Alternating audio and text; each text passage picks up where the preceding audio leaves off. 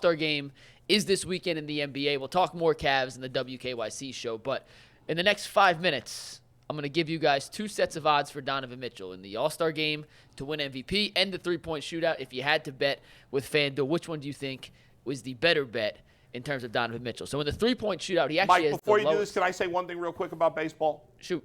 Really quick. They haven't made any major signings, the Twins, but you know who they did sign? Our old buddy Carlos Santana. Yeah, that's He's what they expected did. to play first for them. Yeah, that's what there you go. So go ahead, Mike. All Sorry. right, so back to the Donovan Mitchell odds here. He actually has the lowest, or I guess the highest. The worst odds. The worst odds is the best way to say it. The worst odds in the Longest three-point shootout. In the last day, it moved from 9-1. He's now 9.5-1 if you want to bet. Yeah, and you take that, please.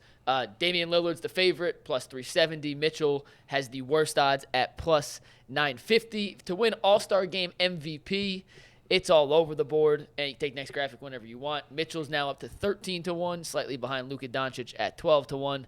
Jason Tatum, LeBron, and Giannis are your three favorites. If you had to place a bet, would you rather place your money 13-1 on Mitchell winning the All-Star Game MVP or 9.5-1 on Mitchell winning the NBA's three-point shootout? I would definitely bet the three-point shootout because I mean, he may not be as good a shooter as some of those guys, but he gets hot. He can be hot, and he's unstoppable. In the All-Star game, as you said, Mike, it's all about getting the ball inside and dunking.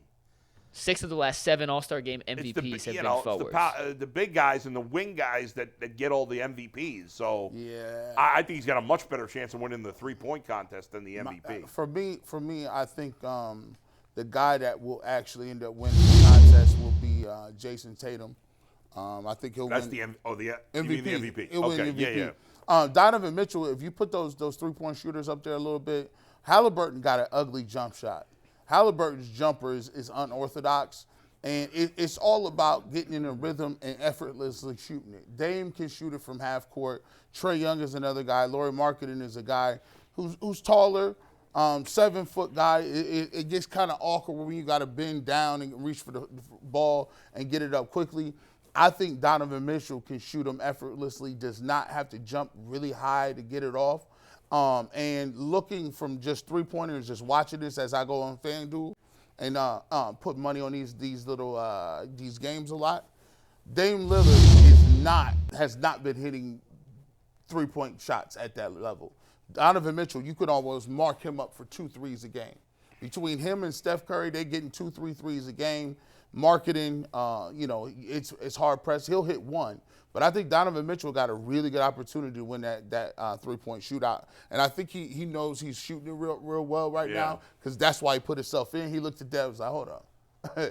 Yeah, I could win this one. So I'm going to go with Donovan Mitchell. I think he wins that. The three-point shootout. Yeah. Well, I don't think he's going to win either one. I think if he's going to win anything, it will be the three-point shootout. But I think it is a long shot. But he's not even starting.